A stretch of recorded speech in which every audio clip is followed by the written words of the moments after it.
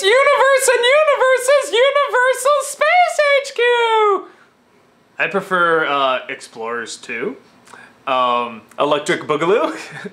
Were you getting that vibe? Sort of an Explorers vibe? A little bit. Well, anytime a kid builds a spaceship, I automatically think of Explorers. But you don't see it that often, and I don't know if it's just I love the idea of doing that, or I just really like the movie Explorers. But that movie is amazing. Yeah, no, there's something about like just actually never making seen Explorers. yourself. Watch it now. Yeah, it's a great. Be warned, it's 80s. like Flight of the Navigator. The last act gets kind of weird, but no, it's very like much Robert Picardo in a green It's very suit. much an '80s boys team trope movie, but it's so good. I love it. There's just something about actually building like your own, fantasy thing, whether it be a spaceship or whatever, and actually going into space, and they have all the gears. I don't know if they had and someone stuff. like Pearl well, actually, now that I'm thinking about it, they had the aliens up with them, so yeah, okay, I guess it is Explorers. But, no, I like, because I was kind of, laughing like, yeah, they're gonna make a spaceship out of all that stuff, but then when you kind of see how they do it with, like, I like how the keyboard is sort of the directions, and, like, the torn up chair is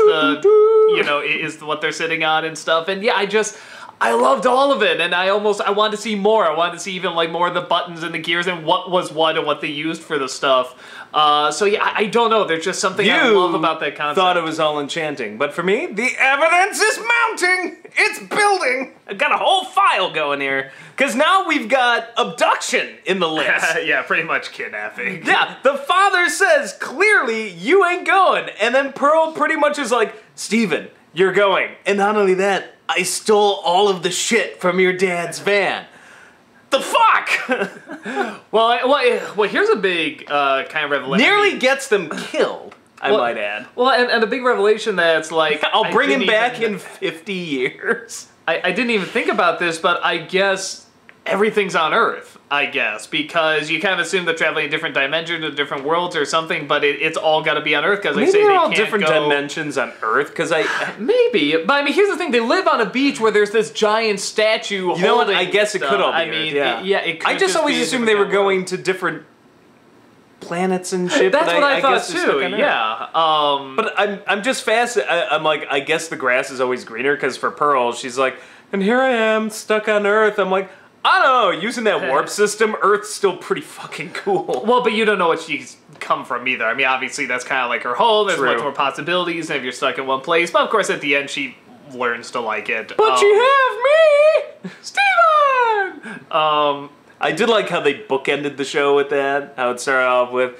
yes, and I have you, but it's kind of sad. And then at the end, she's like, yes, and I have you. And I've learned to accept that because I nearly got us killed. Can Japan get working on a crying breakfast friend show?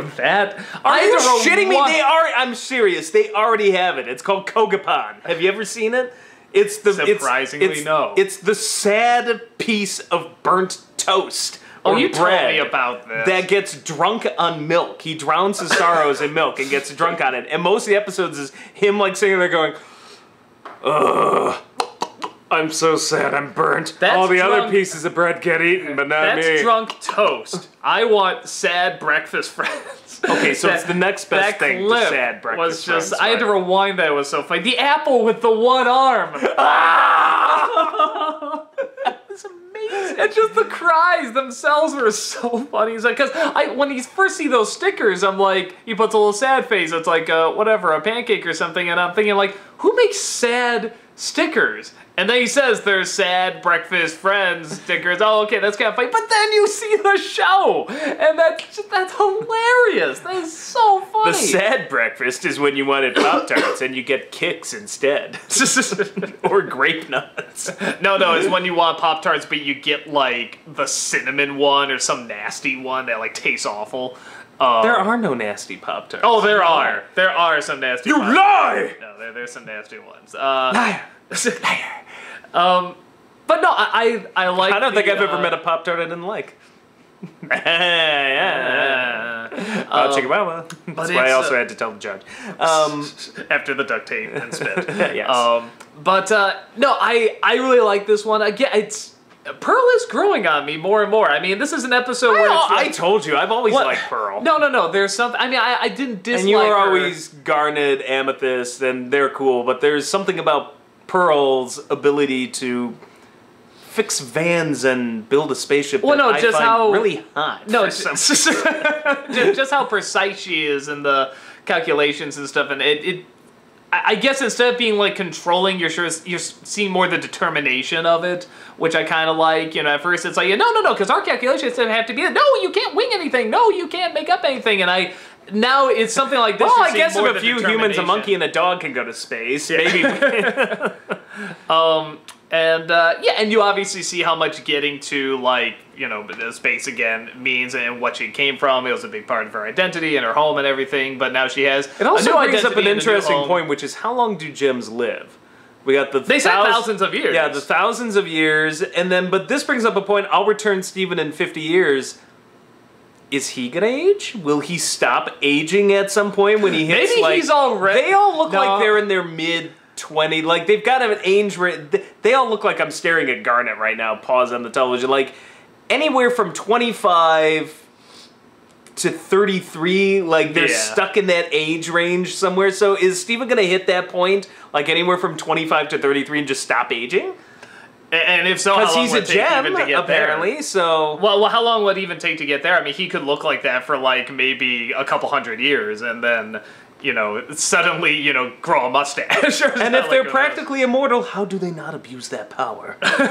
Who says they're not? Exactly! I'm telling you, the evidence is building! But yeah, I like the... It's a good Pearl Steven episode. It's I love, like I said, the building the spaceship thing is just something I always liked, and I love the dad at the end. This kid is killing me. Yeah, I love when he just goes in the fetal position. Like you just sympathize. That's what I'd say. I'm like, oh my god. Yeah, no, you just sympathize with it. Well, and you do, even though you know they're not going to go away and he's not going to come back in 50 years, you do kind of feel that urgency because Pearl is just so sad, and here we go. No, there's no problem. It's like, no, you really have to rationalize fast that this is a bad thing. You know, that 50 years is a long time. He'll probably be dead by that point. You know, we can't do this. No, we'll go. And I don't have 50 years. I feel so bad for his... How do you file that Amber Alert? No, my son's been abducted by a gem. They built a rocket ship. You know what? I'll check myself into the asylum. Click. No, I kind of handed him over willingly. No, I didn't really hand him over. She just stole all the shit from my van and MacGyvered a spaceship, and now she's flying to the nearest star system. Why wasn't he in school? Hello? I don't know! But again, that does sort of raise even more questions. Like, if this is all on Earth, I mean, is this kind of like the future or something like that? Or what happened to make the Earth kind of look this way? Back to the Future 2 did not predict this. No. There's a great meme that says, can we remake Back to the Future 2? And it's just everybody looking at their phones and getting offended by everything. That's my new favorite meme. That's half our life. Yeah. Actually, no, our life is dealing with everybody looking at their phones and getting offended. My job is offending those people. No regrets.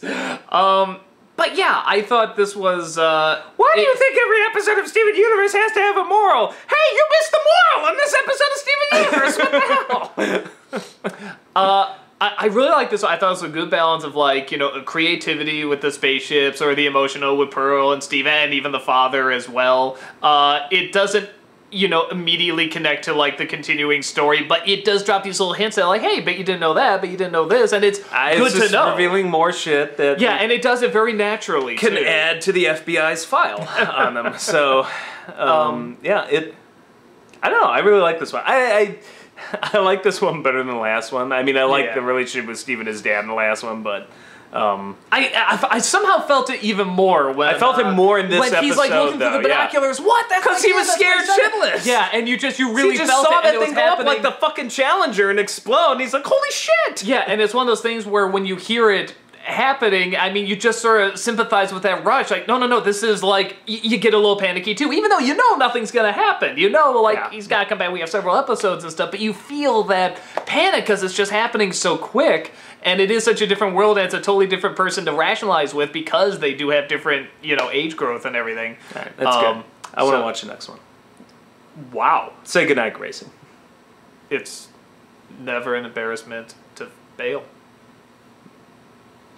There's a bail. lot of times where it's bad to bail. That is like, I mean, I got the message, I knew you were going to get into this. No. I don't need to go into, like, deep detail or anything, but you know there's bad times. There's plenty of bad I'm like times. psyched to watch the next episode. I'm like, good, I think I got him done. And then, No, I'm just saying that it's like, you know, how about bail when it's needed, when you need to do it. I don't like it. It's just there's no shame in bailing, but it should establish that. I don't know, I can see just so many people like just sitting on a couch, like not getting a job, or like goes through all the jobs they went through and then they just quit the next day. Hey, there's no shame in bailing. holding some kid over a cliff trying to save them.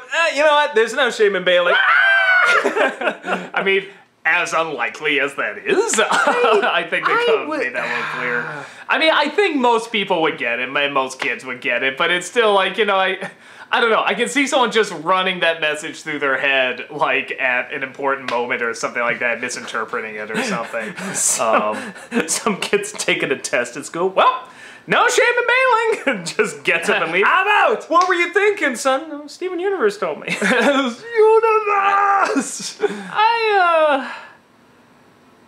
You know, I'd be lying if I said I didn't think the same thing, but then I have to wonder, am I thinking too much like an adult now? Like, oh, what were the precious children and their fragile lives? I don't know. When I was a kid, I wanted to bail a lot. Yeah. Especially in school. Maybe that's our problem, is we're thinking too much about what we were as kids, but maybe we were just jackass kids. All kids are jackass kids. I know, but maybe particularly we were especially jackass kids. Maybe we were really assholes. But if we existed, you know there's others that existed. But it is true. We were always the class fuck-ups. Yeah. But so maybe, I don't know. But I think they could have had just a little bit more like when it's needed or when it's necessary or something well, you know like what? But we bailed on that, and here we are as grown adults watching cartoons. You know what? I should have thought more about that speech, really. There's no shame in bailing. Yeah. Yeah. I think it's the best thing you can take out of this. Maybe they're onto something. You know, I'm bailing. And there's no shame in that. Yeah, there is! Terrible people.